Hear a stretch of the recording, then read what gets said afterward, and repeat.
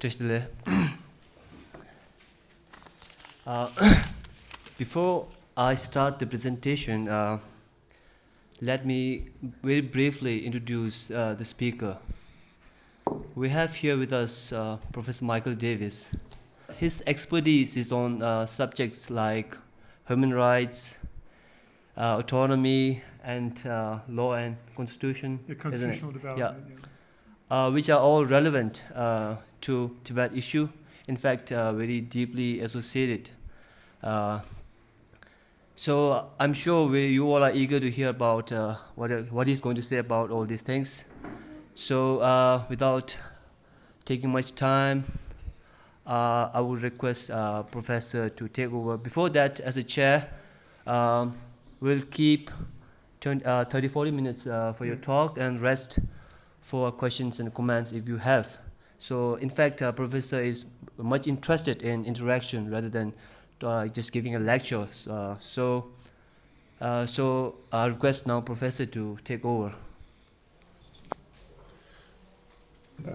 Thank you, Tenzin.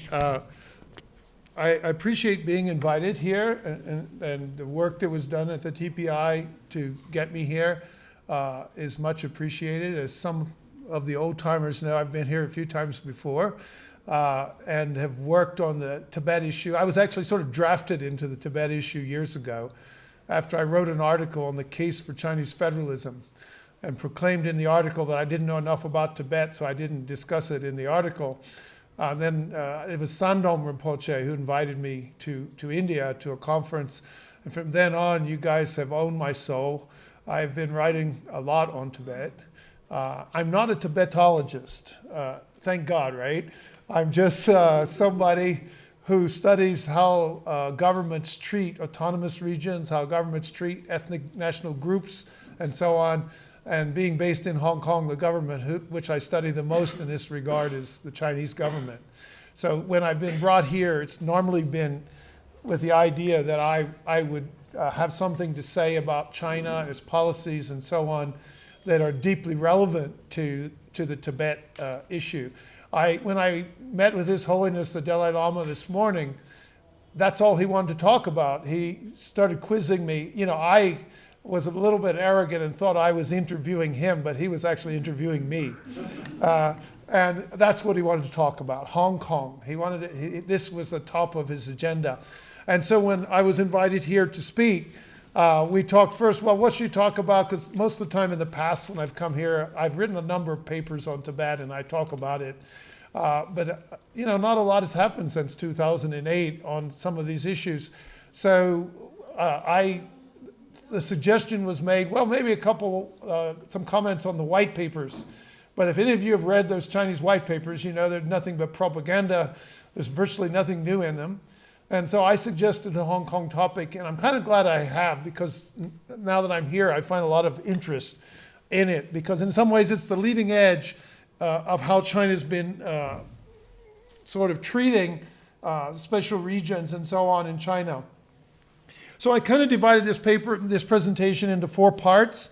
One is to tell you, in a sense, why I want to talk about Hong Kong by talking about Tibet. And that's the Tibetan Memorandum. So some questions I'm going to consider is how did the memorandum arise? Comment on the 2008 meetings that took place. What did the memorandum purport to do? And are Hong Kong developments relevant to Tibet? So these are some themes I want to pick up. And this part 1 of the paper is only a couple of slides because I assume most of you kind of know about this. But the path, as many of you know, to the Tibetan Memorandum, and if I can answer the last question first, I think the Tibetan Memorandum in some ways asks for something that looks like Hong Kong. Not exactly, it's got differences, but it's a basic idea of an agreement that commits China to treat Tibet in a certain way. So the answer to the question, is Hong Kong relevant to Tibet, is via that memorandum. Because if you actually get what you ask for, how reliable is it, is sort of the question that's posed.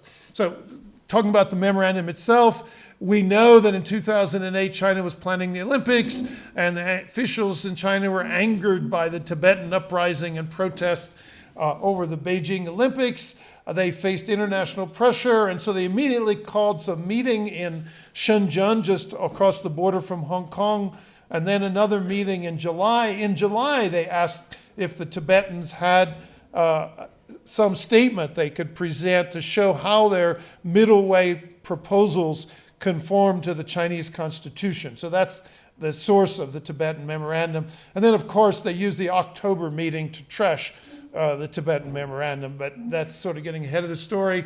So the Beijing, in these meetings that Tibetans had, and this raises a question for you whether the meetings are very useful, because in the meetings, Beijing claimed there was no Tibet problem, that China was a harmonious society, and as you see here in the slides, that the Dalai Lamas, all these discussions with Tibetans in exile are about the Dalai Lama's personal future and not China-Tibet negotiations. And then they use derogatory comments, and Dalai Lama was talking about that this morning with us, about what kind of a splitist and criminal he's accused of being, and so on, a wolf in monk's robes. The Chinese were trying one thing only. They're trying to stop trouble that was getting in the way of the Beijing Olympics. So they had the 3 stops that Tibetans were supposed to adhere to in order to have these discussions.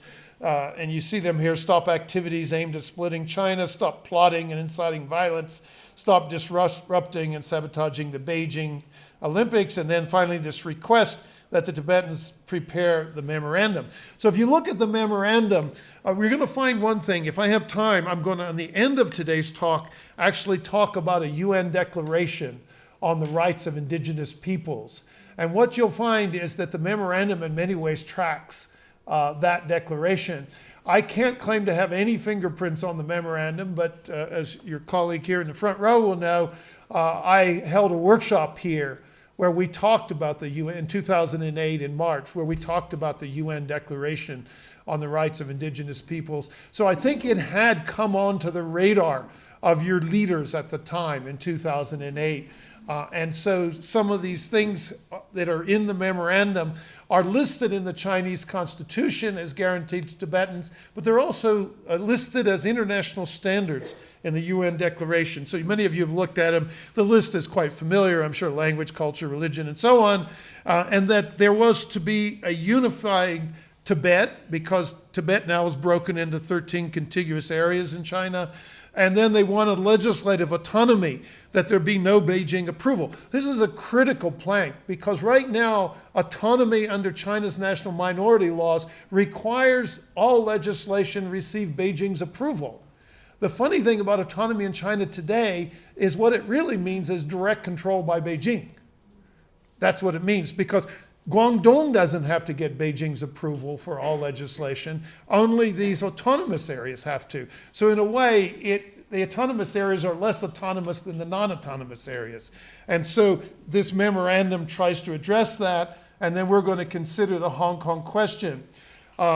We know that when this memorandum was presented, they then held a press conference and released an address where they accused the Tibetans in asking for genuine autonomy of seeking a high degree of autonomy.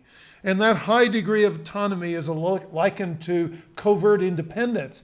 The funny thing about this is that you didn't use in your memorandum the words high degree of autonomy. Those words actually come out of the Sino-British Joint Declaration and the Hong Kong Basic Law. So they're saying Tibetans are asking for a high degree of autonomy, and they're saying that's covert independence, when in fact, that's what they've given Hong Kong. Did they give Hong Kong covert independence? So there's a kind of logical problem here, but that's what they say in this press conference. They accuse the Tibetans of colluding with democracy activists, Falun Gong elements, East Turkestan terrorists, and the request by Tibetans to control migration is likened to ethnic cleansing. And then they finally declare, we never discussed the so-called Tibet issue and never will. Many of you know they even proclaimed a Serf Emancipation Day. So they have a very strong position. The second part of my presentation, just one slide, is to show you that sitting in Hong Kong, there's a lot of things going on in China that concern Hong Kong people greatly. They tend to show a kind of emerging attitude of the Chinese government towards human rights and so on. And I've listed only a couple of them here. One is that there's a new national security law passed in China, which actually lists Hong Kong and Macau as having a duty to guard national security. Now, the good news is that under the Hong Kong Basic Law, mainland Chinese laws do not apply. The only mainland laws that apply in Hong Kong under the Basic Law are mainland laws that are listed in Annex 3 of the Basic Law. And this security law is not listed there. So one can only wonder why they wrote Hong Kong and Macau into the national security law. Of course, you don't have to wonder too long. That's something to do with umbrellas, I'm sure, right? But the umbrella movement in Hong Kong has made them nervous. They also have, Chinese government on a national level has heightened control over NGOs, both domestic ones and international ones. In fact, they're passing laws now that look like they're going to make it almost impossible for foreign NGOs to function in China. And foreign NGOs have been very important in the human rights movement because they bring a lot of information on access to justice and things in China. And then, especially personal to me, was a crackdown in China on what's called Yiranping. Yiranping is a group that's organized around feminist issues. What it really came down to is women in China were starting a movement to stop men from groping them on mass transit railways and stuff. I mean, they're basically just being asked to be treated with decency. But Yiranping's feminists were all arrested. 5 of them were put in jail. 1 of them wasn't put in jail because she happened to be my student in our human rights program at the University of Hong Kong. So she wasn't there to be arrested. But when she went across the border to see her family, she wasn't allowed back. Our solution was to have her join the class, on Skype.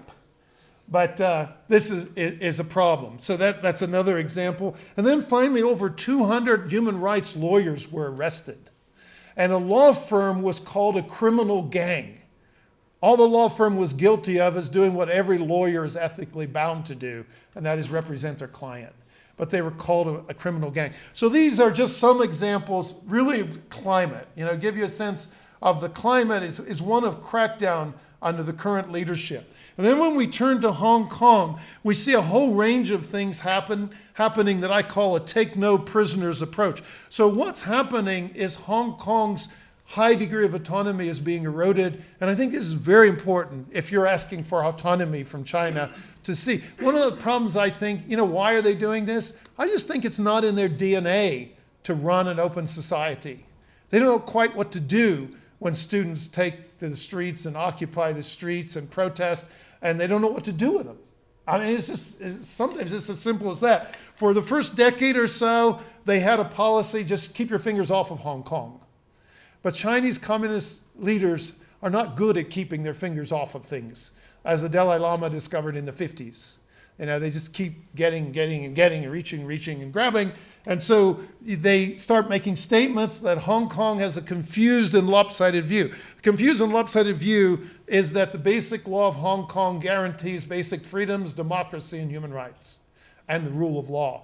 And in their view, the way in fact, they particularly dislike members of my faculty in the University of Hong Kong law faculty because they say we're misleading students. And so they've particularly attacked us. They've attacked our university and so on. But that's getting a little bit ahead of the story. During a whole year of protest in Hong Kong, they showed no sign of compromise, no sign of accepting the reform demands. We saw a Hong Kong government, this is another problem for autonomous regions, is the government in Hong Kong is completely submissive to the central government. They're always lecturing Hong Kong people on what the central government requires, never lecturing the central government on what Hong Kong requires. In fact, I wrote a whole series of op-eds in the newspaper over the past year, even won a Human Rights Award over it. But when the last op-ed I wrote was to accuse the Hong Kong government of not having a voice. Not that it's supposed to challenge and fight with the central government, obviously it can't get away with that, but to just have a voice, to say what Hong Kong people are concerned about. And the first time of all the op-eds I wrote, about 30 of them, This one here got a response from the chief executive of Hong Kong, saying Professor Davis doesn't understand that we can't question the central government on anything. So if you got an autonomous region, one of the problems is going to be, can it speak? Does it have a voice? And under that system, it's very difficult. Increased pressure on universities, the media editors have been beaten up in the street, one of them almost killed. Our universities have come under attack. Even they tried to institute a system of patriotic education in Hong Kong. They called national education. But our secondary students all took to the street in protest. And they made such a big stink that the government had to back down from it. And the same with our universities. They accuse us of misleading our students. The Occupy movement that you probably saw in the newspapers came out of my university. And they accuse us of misleading our students with confused and lopsided views. So this is sort of the situation. It wasn't always that way. It's sort of like Beijing has gone from, in 1984, Hong Kong people, put your hearts at ease. Now the message is Beijing is the boss. It's just the tone of their treatment is very different. This here's just a slide showing all the promises made in 1984 Sino-British Treaty. One country, two systems, high degree of autonomy. There's those words. Hong Kong people ruling Hong Kong. The basic constitutional requirements under the Sino-British Treaty and eventually the Basic Law is the legislature chosen by elections, the chief executive by elections or consultations, the rule of law to be maintained under the common law, courts to be independent and final, and a list of 16 different rights that I safely call liberal because half of them are free speech. You know, freedom of research, freedom to organize labor unions, all these sort of subcategories of free speech. So the tone was, as I said a moment ago, put your hearts at ease. And now China claims that Hong Kong is totally an internal affair, but China internationalized Hong Kong. They put it in a treaty, and then they went to the capitals of the world and asked governments all around the world to treat Hong Kong separately from China for purposes of custom, trade, airport agreements, you name it. They're asking governments to rely on Hong Kong's high degree of autonomy to treat it separately. So if the autonomy is eroded, should those governments still treat Hong Kong separately? Or should they respond saying, no, you can't do that because we're giving Hong Kong people get visas easily to any country on earth. They're treated like if they lived in England. They have all this access to the world.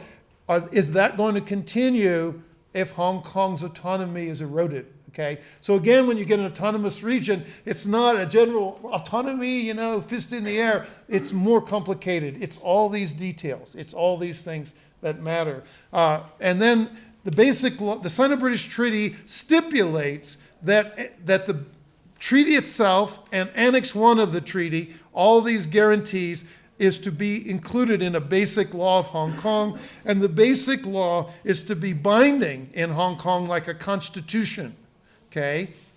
And in that treaty, it says the governments agree to implement all of it. It's supposed to go on for 50 years. So that'll become relevant in a minute. And the basic law more or less did that, except in two areas. One area is it was weak on the rule of law because it gave the National People's Congress Standing Committee final review over matters involving local central relations and central authority. So the finality of the courts in Hong Kong, which was promised in the treaty, is somewhat under suspicion because now if it involves local central relations or central authority, the Court of Final Appeal is supposed to send it to the NPC Standing Committee to give an interpretation. So that kind of, in the basic law itself, undermines the independence and finality of the local courts, the ability to maintain the rule of law. And it got worse because a case came up called the Right of Abode case, where the Hong Kong Court of Final Appeal refused to refer the matter as specified in the basic law, and the government of Hong Kong went over the court's head and referred it, and Beijing accepted it. So now it means that whenever the government doesn't like what the Court of Final Appeal is doing, there's an implicit threat. Look, if you don't agree with us, we're going to take it to Beijing.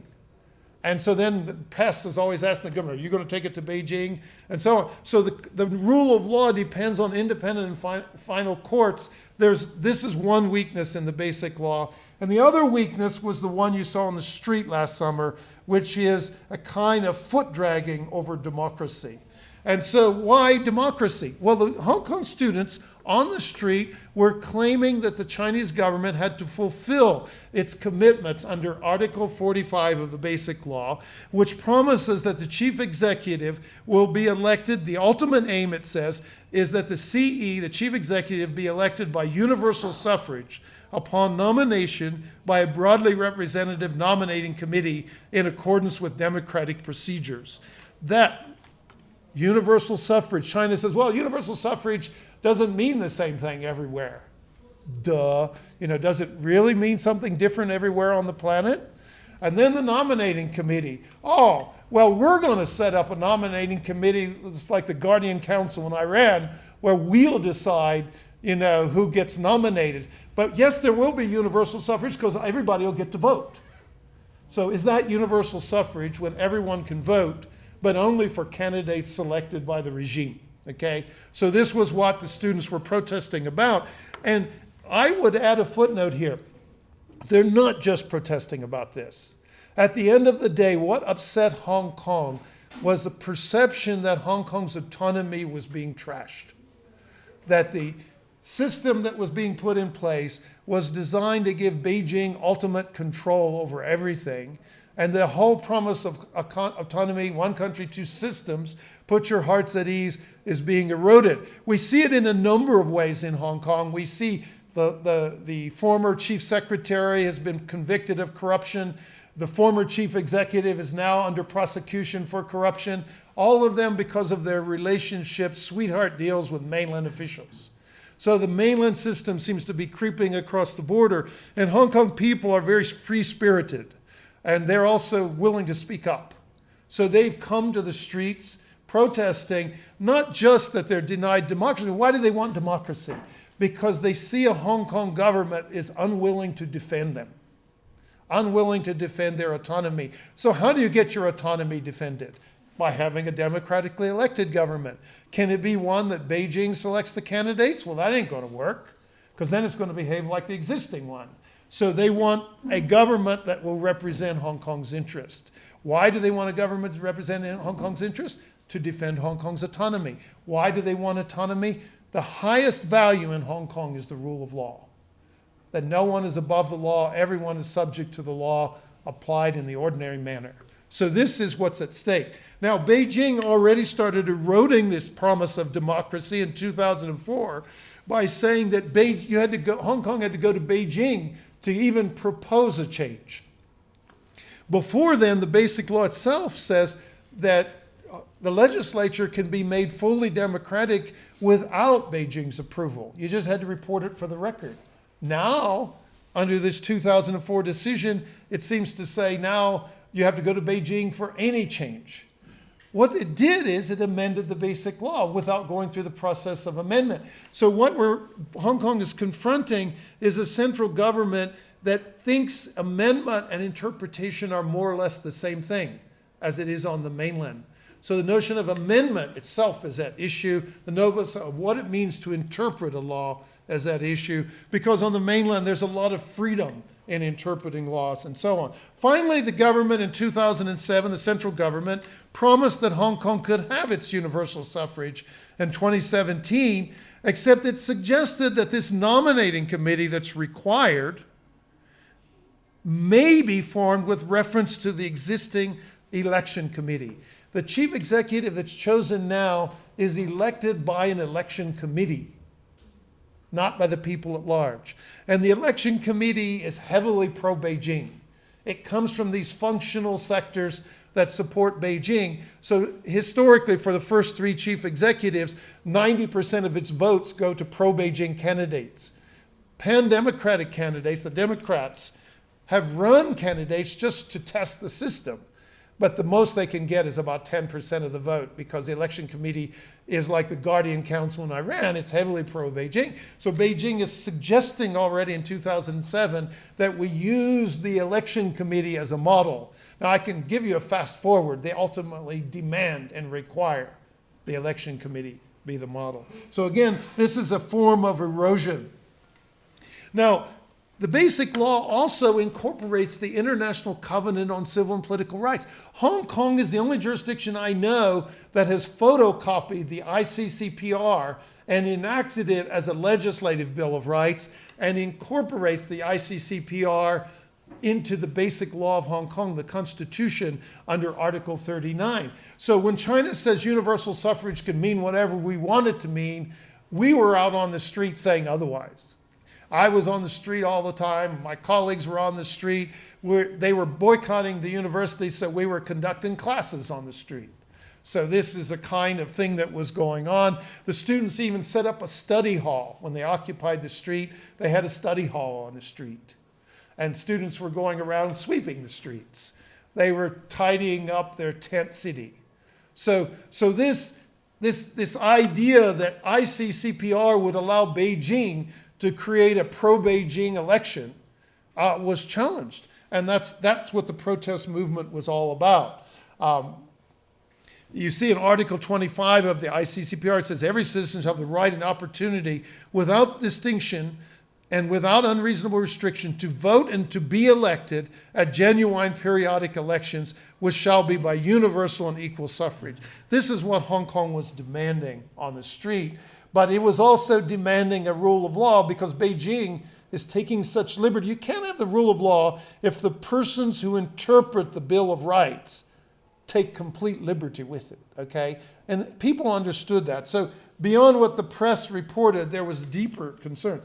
What I did on a couple of slides here is ask questions. China also at the time wrote a white paper. The white paper was, like you see on Tibet white papers, there was a white paper on Hong Kong. You can Google it, the white paper on Hong Kong, and you'll find it, okay?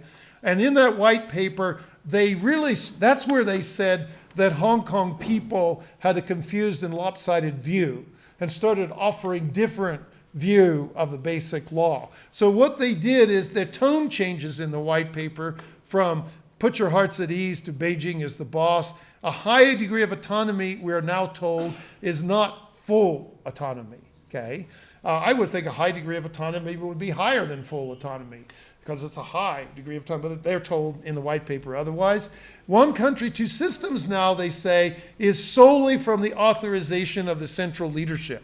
So they're taking total authorship of the one country, two systems model, even though they wrote it into a Sino-British treaty. Now they're saying, oh, we cooked up this model, and they actually quote the 12 articles of the Joint Declaration verbatim, and then say, we authored these before the treaty was signed. So these come totally from the central government, okay? So in effect, they're diminishing the importance of the international treaty by which they took back Hong Kong. So beware, you sign agreements, how they're going to treat the agreements. Of course, Tibetans know about 17-point agreements. Footnote here, most people think that Sino-British, the one country, two systems model is a copy of the 17-point agreement. So your original agreement is thought to be the prototype of what's being done in Hong Kong, okay? So anyhow, so now they're saying this, and then in London they made diplomatic representations that the Sino-British treaty is now dead. It's dead now, no longer needed, we've completed it. Even though Article 7 of that treaty specifically says that all the two parties agree to fulfill all the requirements in the treaty, including 50 years of high degree of autonomy and everything, but now we're told that it's dead. So this is one area where Hong Kong is very nervous, and one thing that's stimulating these protests. Another thing is the rule of law.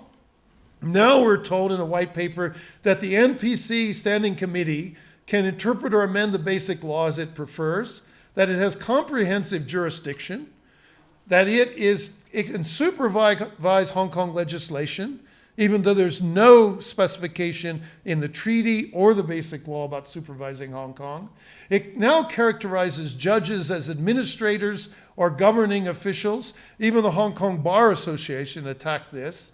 It emphasizes the judge's role in guarding national security and so on. So this diminution of the rule of law in there, and then even the one country, two systems model is diminished by this accusation that people in Hong Kong have a confused view, the national security law that I just mentioned, and so on. And then finally, what about democracy? It says very little about it, but it does tell us in the white paper that the election committee, the one I said that is pro-Beijing, is said to be an expression of equal representation and broad representativeness. So they basically rename everything. No matter what promises are made, they're made now into something different. And I mean, I'm not saying anything that's controversial. I wrote this all in op-eds over many months. So I guess if Beijing gets a hold of your recording here, they already have enough on me. But Hong Kong government did a consultation of the public.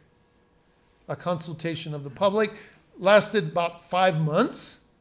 And it came back with all of these outrageous claims, which again angered the people on the street.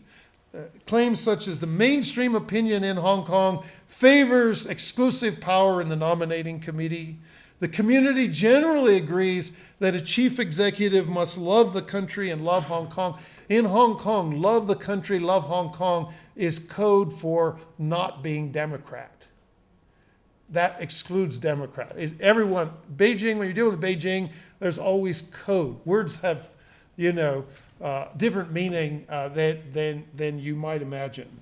That relatively more views agree that the nominating committee be like the election committee. Considerable views favor increasing the seats. This is the Hong Kong government report on consultation with Hong Kong over democratic reform. So while you guys are trying to get China to talk to you at all, Hong Kong has all this stuff. And now you're seeing when you dig beneath the surface that controversy appears everywhere. So being aware of this is why I want to talk about this today. Being aware of this to me is not insignificant. Basically the tone of the rest of it is more or less the same. So then finally the standing committee makes its decision, and that's when they embrace turning the nominating committee, using the election committee as the nominating committee. In effect, they create a committee that guarantees pro-Beijing candidates are the only ones that can be presented to the voters.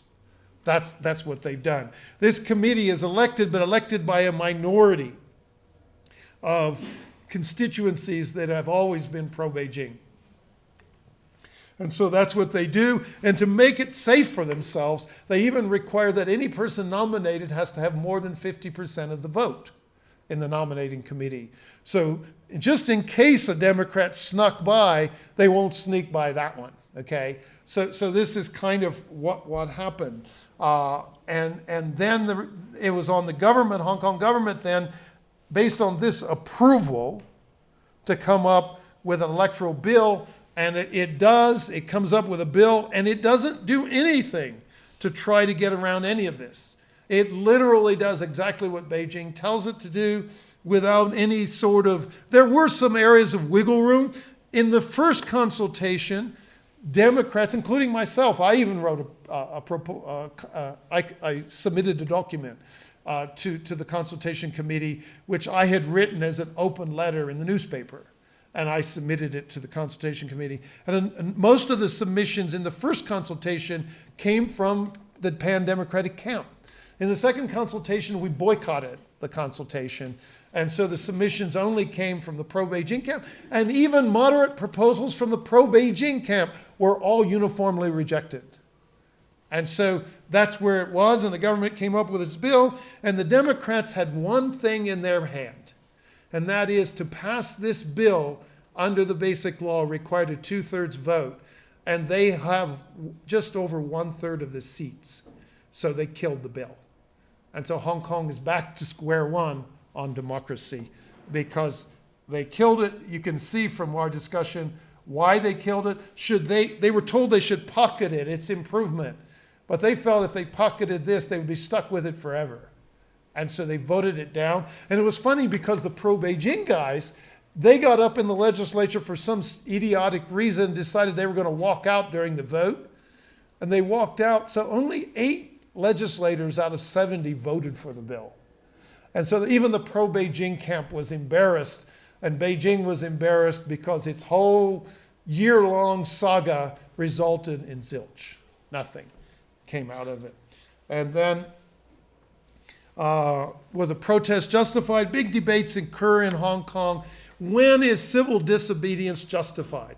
I had debates on the BBC when I was standing in the street, in the middle of the street in a tent city with a Beijing official, and the Beijing official was saying, those protesters are breaking the rule of law. That's what he said. So I educated him a little bit and said, you don't break the rule of law. They're not breaking the rule of law, they're breaking the law.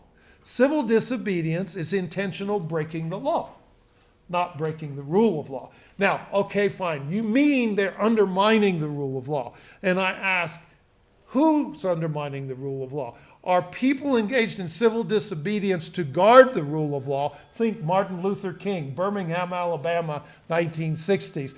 Is that person undermining the rule of law? Or are Beijing officials and Hong Kong officials who take total liberty with the promises of human rights and just do whatever they please, are they the ones that's undermining the rule of law? Who's doing it? Okay. So this was the texture of the debate. Some of it I had an opportunity to get involved in. Was the protest a failure? This is one of the things you can ask about 2008 in Lhasa as well. When you don't get what you want, is it a failure? I say no. I think when a bunch of kids in Hong Kong stand up and speak truth to power and the whole world watches and they capture the global imagination, you can't really erase that from the mind. Just like 1989 can't be erased from the mind, 2008 can't be erased from the mind, in Xinjiang 2009 can't be erased from the mind. Even though you don't always get what you want, you've now sort of put on notice what's going on. That Hong Kong people's solemn promises in international treaties, human rights, democracy, rule of law are under threat. So to me, that's a success. They didn't get the ultimate aim, which was a genuine democracy. But this is tough. As Tibetans know, 60 years later, it's a long slog.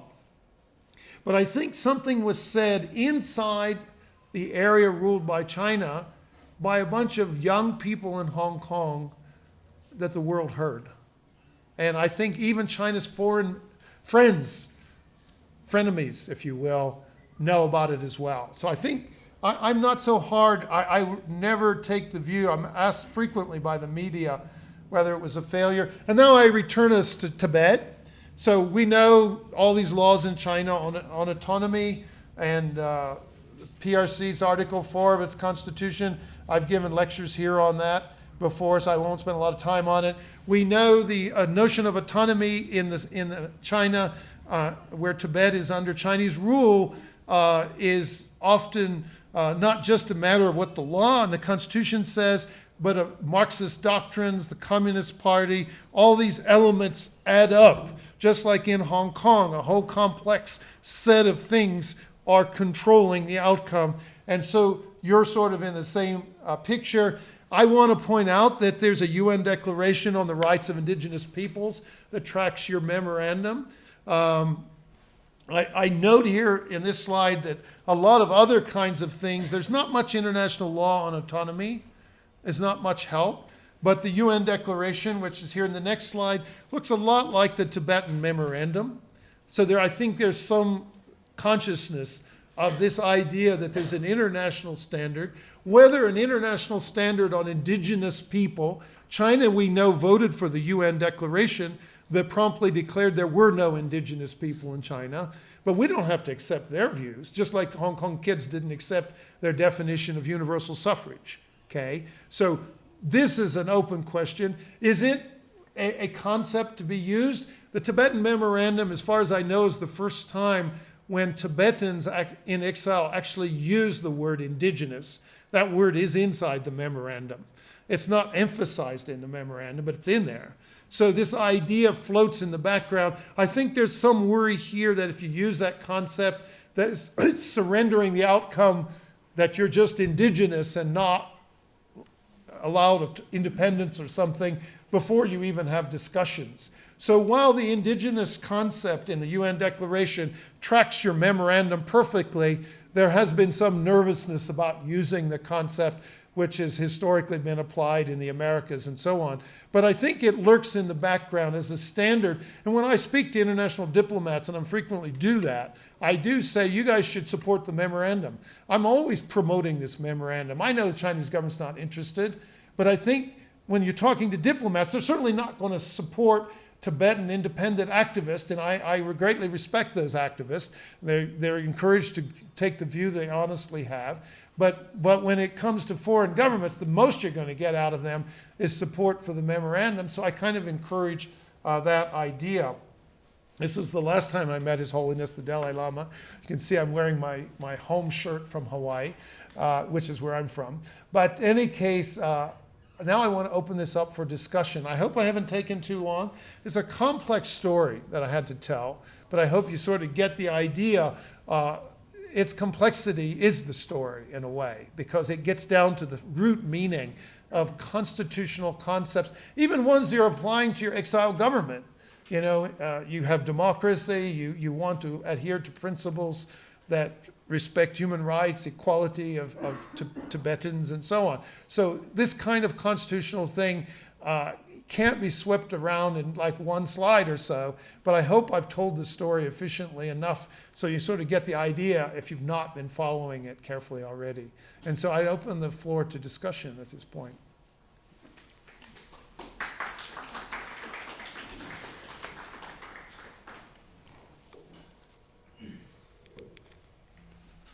Tiwa ine comments kari ine di nang shui tunduchi.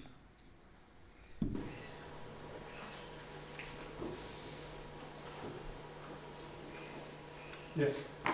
So, to what I mean, given the complexity of it, effectively, whatever happened in Hong Kong did not lead to any tangible outcome in favor of Hong Kong.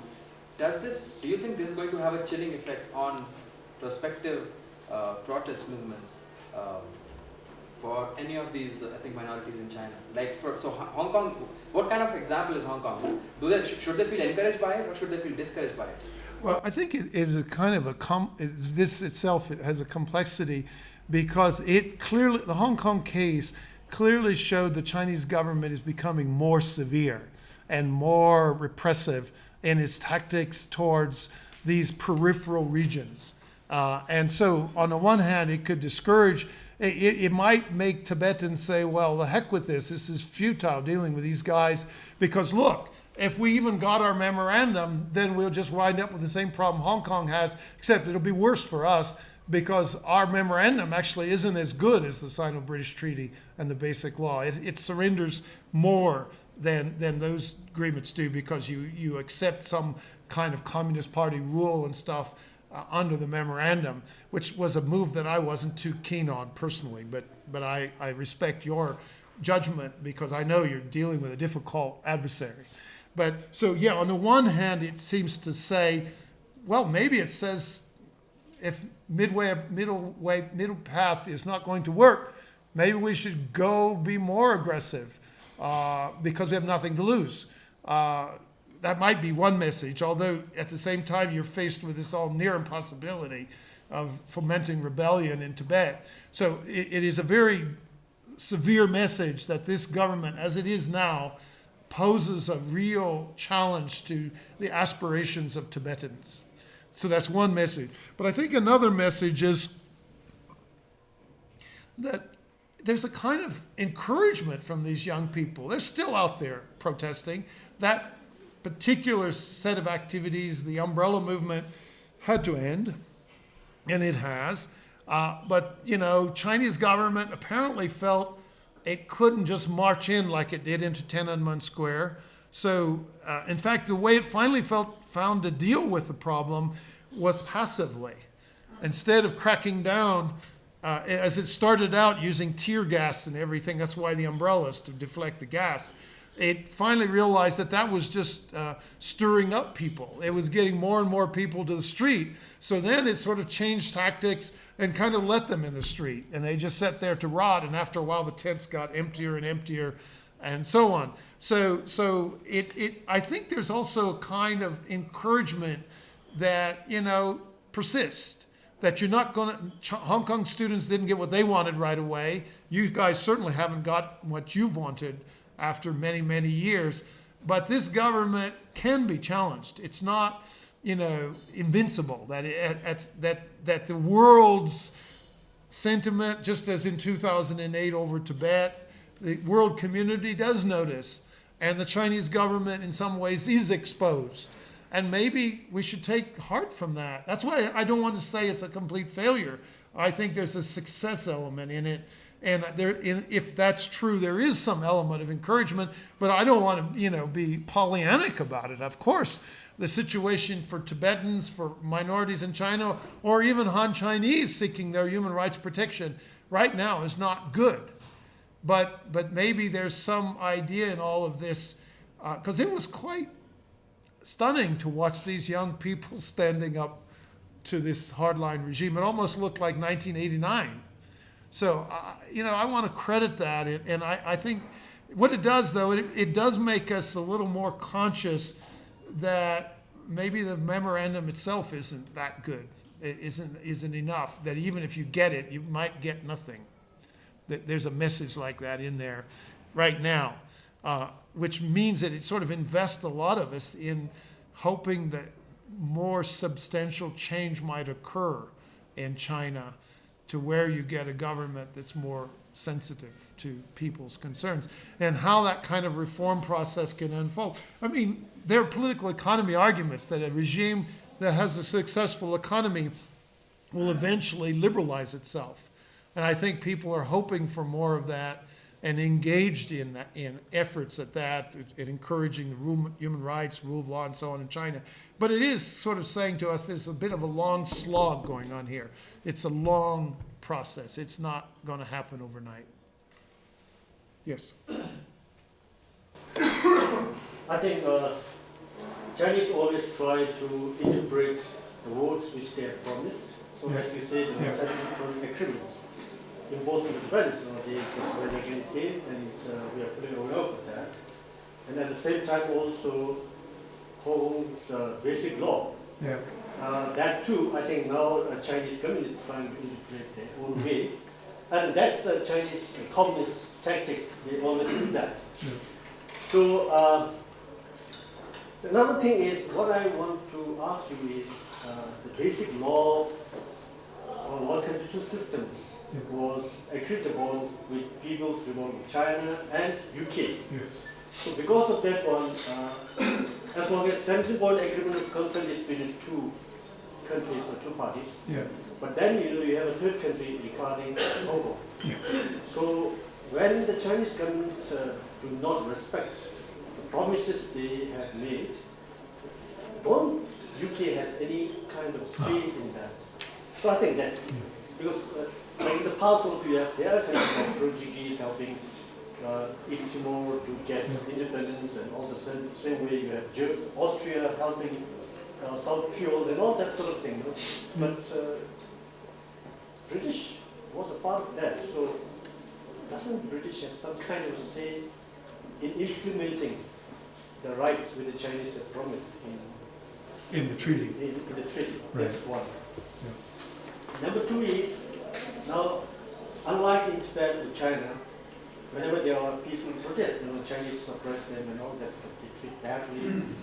But in case of Hong Kong, the Chinese can't do that. They apply all kinds of repressive policies, and they send gangsters and thugs too to suppress and discourage the young people to take part in that. So,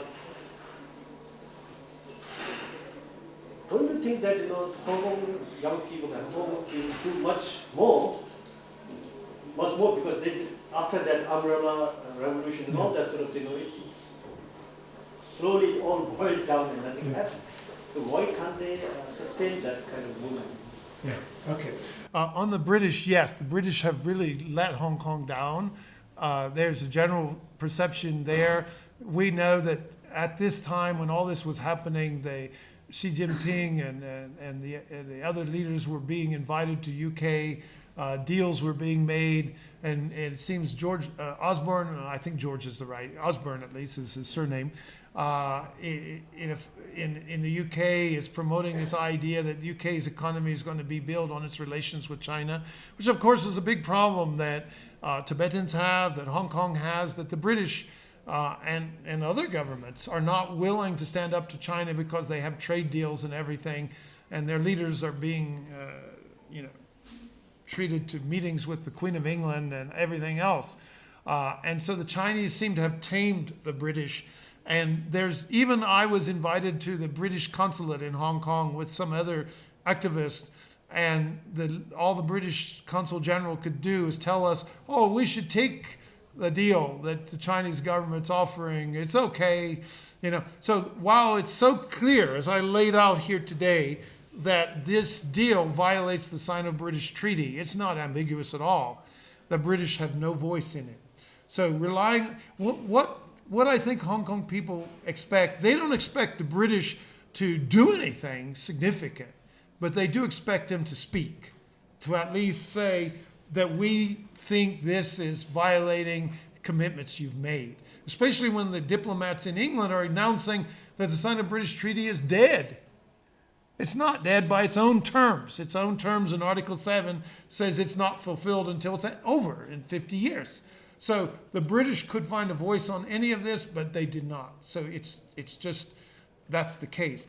What's happening on the streets in Hong Kong is a problem, kind of a common problem for protesters, and that is, how do you sustain a protest movement in the face of public, what I call protest fatigue? When they're blocking a major thoroughfare in Hong Kong and everyone's having to get around it to get to the central district to go to work and everything, after a while people just get tired of it. This is why suggestions were made by more mature people that maybe you should withdraw, show that you can withdraw, and then come back. But one of the problems you have with protest movement is lack of discipline. When Benny Tai and others conceived of this so-called Occupy Central movement, they were conducting classes on how to engage in nonviolent struggle and everything. And people were told how to do it and this and that. And all this discipline was brought in. And then what happened is the students jump-started the protest. He wasn't going to start until October 1st, and they started in late September by boycotting classes and doing things. And by the time before October 1st even arrived, they had occupied the area around government offices, which is not even in Central. It's in Admiralty, the adjoining district. And so the result was that protests got ahead of the protest leaders. And so eventually it was the students leading the protest instead of the organizers of this idea of civil disobedience and nonviolence. So this became a problem, and those older, more experienced guys had no control over it. At the same time, the student leaders didn't have control over other protesters either, because some more radical protesters would join the protest. You can imagine if Tibetans were trying to have protest over autonomy, but some of your more radical groups got involved in the protest, and so when you guys were being too mild, they started taking more aggressive action. So this was the problem the protest leaders were having. And so this created an inability to withdraw and come back, withdraw and come back, which we saw, by the way, with Solidarity in Poland years ago over their protest against communism. They showed they had as much discipline to pull out as they had to get in. If you have discipline for your protest social movement to end and start, then you're telling the leaders in both actions that you're capable of delivery, that whatever you're threatening to do, you're capable of delivering it. But in this case, government quickly learned after a few mistakes that, we just leave these guys there to rot. And so they're occupying the whole street, and the police are leaving them alone, the government's leaving them alone, and eventually, when it looks like the public support has waned, because people are tired of it, then they start moving in and clearing areas. At this point, there was no chance of stopping it. What has fallen out of it is something the Chinese government probably doesn't like, and that is there's actually an underground sort of independence movement now. in Hong Kong. Some of them are less radical than others. Some of them think Hong Kong should be independent, and never was an independence movement before the umbrella movement in Hong Kong. But now there is one, but it's small. And there's another one called a localization movement. So pretty much all the movements are hostile to mainlanders. And some of them just directly to mainlanders, not just the mainland government. They don't like, as you can imagine, a lot of Tibetans don't like mainland tourists either. In Tibet, I've been there and I've seen them, and sometimes they can be quite obnoxious. A lot of Hong Kong people also are getting antagonized by mainlanders. Mainlanders come into Hong Kong to take away baby formula. It was funny, I wrote an op-ed in the press accusing the government of not defending Hong Kong's autonomy, saying that autonomy regimes are designed to have the government defend autonomy. When the chief executive responded, he says, yes, we are. Professor Davis doesn't understand. We can't do anything constitutional, but we defend autonomy in other ways because we stopped mainlanders from taking baby formula out of Hong Kong. When he said that, all I could do was laugh. I won that argument, because he looks so stupid. The chief executive of Hong Kong's only defense that he's defending Hong Kong is he's stopping people from smuggling baby formula out. You'd think it was heroin. But so this is what it comes down to. So now there are these movements. The district council election was held this past week, and Beijing was thumping its chest saying, oh, we're going to really win now because everybody's tired of those troublemaker Occupy guys. But 8 of the occupiers actually won seats in the district council. And the number of seats held, because historically the pro-Beijing camp has a lot of money and a lot of district organization. So it always wins the district council elections. It loses the legislative council elections. So it wins there, but its seats were reduced at least. And some of these new Turks are in there. So what's emerging in Hong Kong now is the old guard Democrats are having to give way to this new generation of pro-democracy people. So this is one of the problems I'm sure you have here and they have in Hong Kong, is rejuvenating a protest movement. Your protest movement is called an exile government, but it's still a protest movement. I know when Lobsang Sangay came in, so bring in some new people and stuff. This is vital. You need to be able to rejuvenate movements. I know as a guy who's getting old myself that I don't like being the butt of rejuvenation because then I'm pushed out, but that's kind of what's needed. You need this kind of thing. So that's happening in Hong Kong. So what's happening are a number of things that are changing the complexion. What you want to watch for is not the district council elections. We want to see what happens next year in the legislative council elections. So that's going to tell us where the political sentiment is at. And then the next thing is going to be what kind of, who's going to take over as chief executive, and whether whoever's in that position is going to start being willing to deal with these public concerns. Right in the middle of the movement, I actually went to Beijing because they invited me to give a lecture at Peking University. Believe it or not, I gave the same lecture I just gave you today in Peking University. And my dean was there with me, and he said I kept looking at the door to see if the Public Security Bureau was going to come in. But I gave the same talk. The Tibet part wasn't in there. I was talking about Hong Kong only. But I gave that same account. I just labeled it Hong Kong Perspectives on the decisions made by Beijing.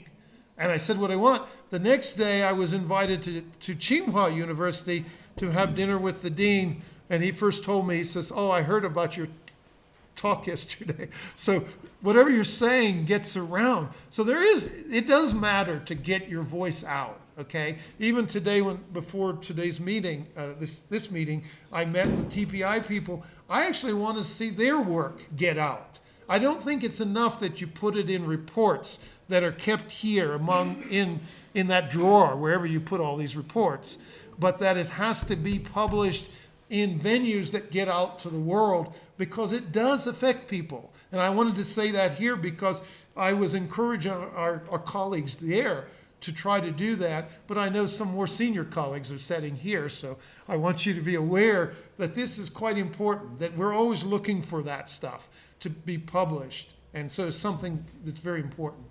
And I think that's what's going on, is more and more messages. And so that's why I still say the protest is a success in the sense that people all across China, even though China tried to block it from the media, trust me, it got in. And they know that their own government that people are doubting about their government's commitment to these things. That's something. Anybody else? We still have 15 minutes on our calendar if you have questions or comments. Otherwise, you all want to go home and get out of here. I appreciate that. Anybody? I can. Yes. So something that I was wondering while your presentation was going on is the memorandum. So when whatever China accepted for Hong Kong, once it was acceded, it was also forced to let two-country model be accepted, because many Hong Kong citizens were otherwise not threatening in direct sense, but otherwise they would have left the UK because English offered them many countries. They could have gone to many countries because they were a highly skilled population, and China wanted to retain them. Yeah. And therefore, China, in a way, agreed and accepted, or sort of conceded to many of the demands, and said, okay, let's do this. Now, in the light of that, there are two things that emerge. One is, what will happen to the memorandum here in Tibet, given the fact that there is no such kind of skilled immigration threat that China has from Tibet. Right. And second, even though China has this threat that Hong Kong could suddenly be out of the picture, and we want Hong Kong to retain because it gives us so much money, taxes and other things, that kind of advantage China may not see in Tibet or Uyghurs or any other ethnic minorities. Right. So what would be the future of sort of the memorandum, keeping the protest aside? Just because you're trying to relate two situations where I think Hong Kong and Tibet have their different starting points altogether with China. And knowing these two different starting points, China sort of, with whatever infamous attitude it had, managed to crush that protest. Yeah. So if you could crush that, you know what I'm saying? Like I'm still trying to build the case for the kind of discouragement it still has for me particularly. But even keeping that protest aside, what do you think about the memorandum itself? Well, the thing to bear in mind is when the Sino-British Treaty was being negotiated, it wasn't originally even thought to be a treaty.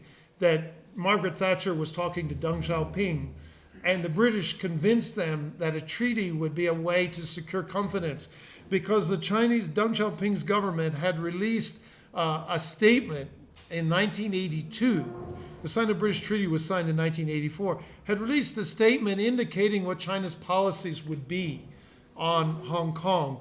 And they didn't threaten, they packed their bags. Hong Kong people were immigrating in large numbers into Canada, UK, and other places. And it caused a panic in Hong Kong. So the original Chinese design for Hong Kong wasn't substantial enough to restore confidence in Hong Kong.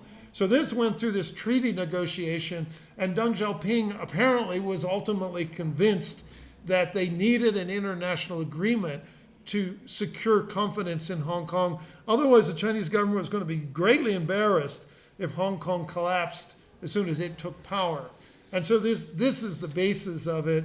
And so it restored confidence because it was significant to Hong Kong people. I mean, when I write about this, I'm not trying to bash China. I'm actually trying to tell China, look, if you fulfill your commitments, Hong Kong is no problem for you. Hong Kong people aren't very political in the first place. They're becoming so only because they face a threat to their identity, their existence. Well, the same with the Tibetan Memorandum.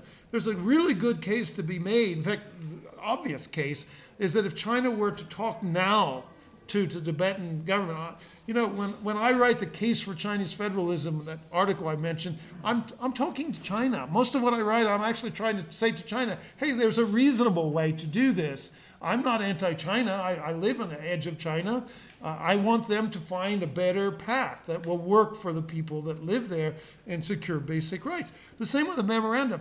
If they reached an agreement around that memorandum with the Dalai Lama, we all know the Dalai Lama is capable of delivering on the agreement, that he has the stature in the Tibetan community to gain acceptance for something that he would agree to. But if he's no longer with us, a decade or so in the future, he tells us, then who is going to have the stature to reach some kind of agreement with China? And, I don't think Tibet is cost-free for China. In fact, Tibet lingers on almost every international outing China has.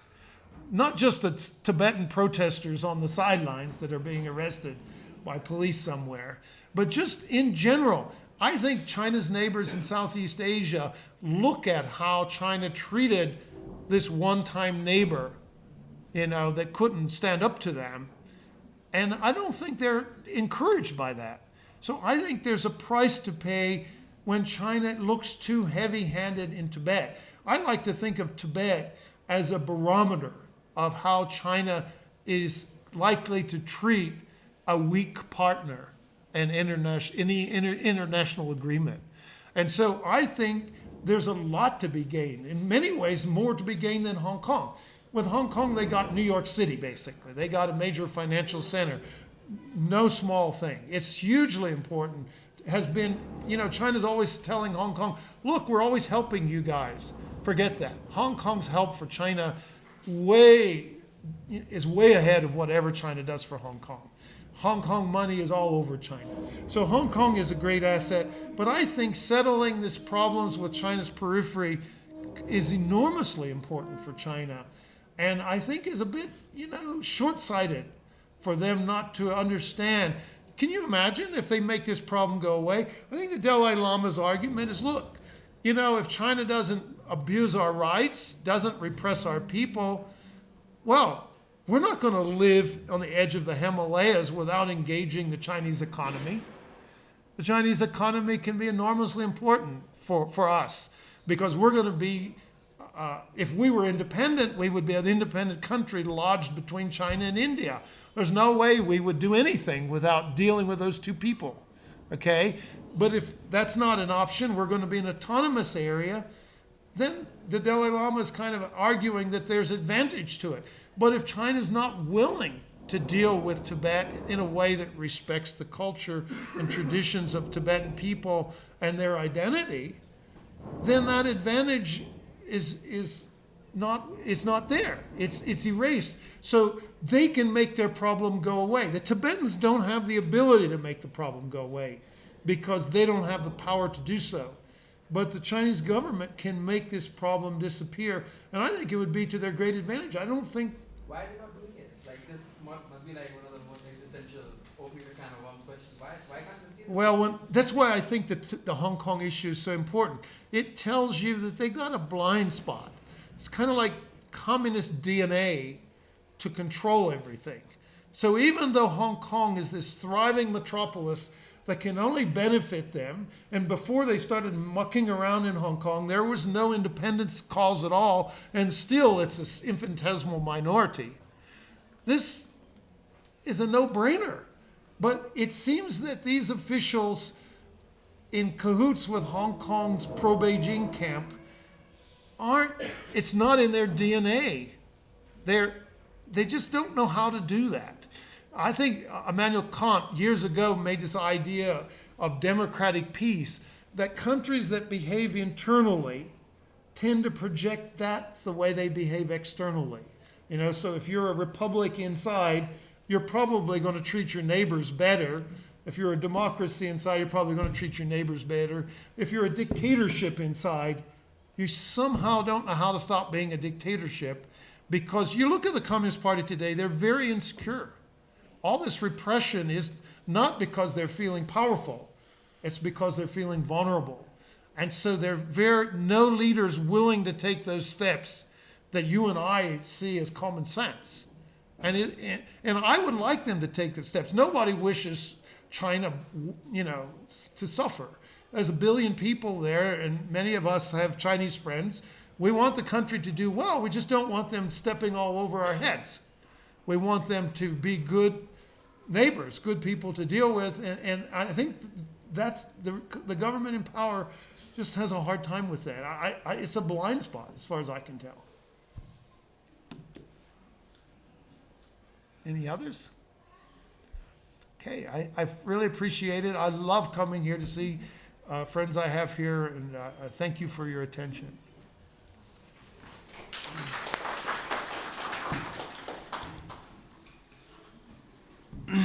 before we close this session, I would like to thank Professor Michael Davis for the very insightful presentation. I'm sure we all have learned so many new things about Hong Kong and Hong Kong's the rule of law and the basic law that they practice in the Hong Kong. On